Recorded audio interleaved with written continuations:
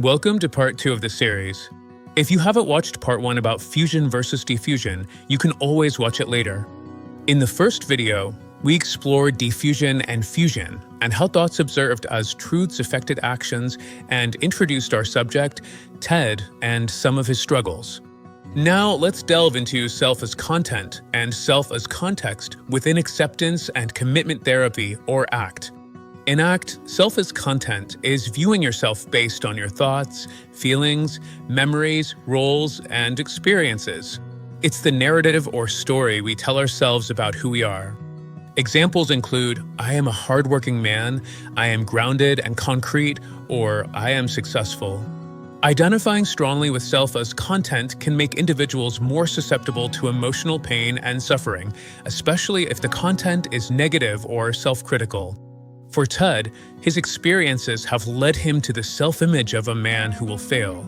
This misleading identity is blocking his ability to function and choose new paths. Who he thinks he is has become his way of acting, and it is solely circling around him and his own mind. When you meet a person caught in a self as content situation, you will often hear them refer to themselves by what they do, like their line of work or social activities. Viewing oneself strictly based on self as content can lead to a rigid sense of self, limiting personal growth. A negative narrative can cause you to avoid experiences that contradict it. Why don't you take a minute, pause this video, and reflect on how you present yourself? Self as context, however, is the broader perspective, a constant, ever-present, observing self that witnesses thoughts and feelings without getting entangled. It gives the person a wider view of the world, the person in relation to others, and the ability to adapt and adjust to the people and the surroundings.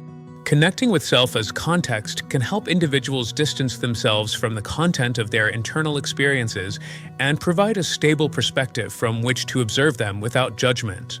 To go from self as content to self as context, it can be useful to use metaphors and, by them, get a new view of one's own thoughts. Think of your thoughts, feelings, and memories as chess pieces moving across a board. They constantly change positions and have different predefined functions. The struggle between the chess pieces will be experienced as life, truths, and facts. But in fact, they are changing. The only stable and reliable element in the chess game is the board itself. In this metaphor, the board itself represents self as context. While the pieces, or content, may change, the board remains constant. The sky and weather metaphor is another way of presenting the differences between constants and change. Our fleeting thoughts and feelings are like the weather, constantly changing, while self as context is the vast sky that remains unchanged by the weather patterns. For Ted, this means that as soon as he manages to correct his inward focus and detach from his own thoughts and details, he will be able to see the world, the people, and the surroundings in a new light. Instead of presenting himself as a loser by evading situations and people that could expose him, he could be able to watch interactions, systems, and conventions that constitute the environment he lives in. Think for a while what it would mean to you if you presented yourself as a part of a bigger system. Picture the difference between a violinist presenting as a single performer and a violinist presenting as a part of an orchestra.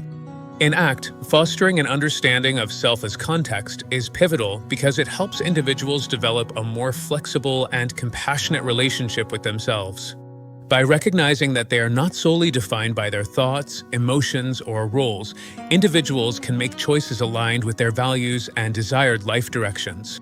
Seeing oneself as self in context gives the opportunity to view life and life circumstances from a different and wider perspective, making it easier to adopt a more flexible and adaptive lifestyle.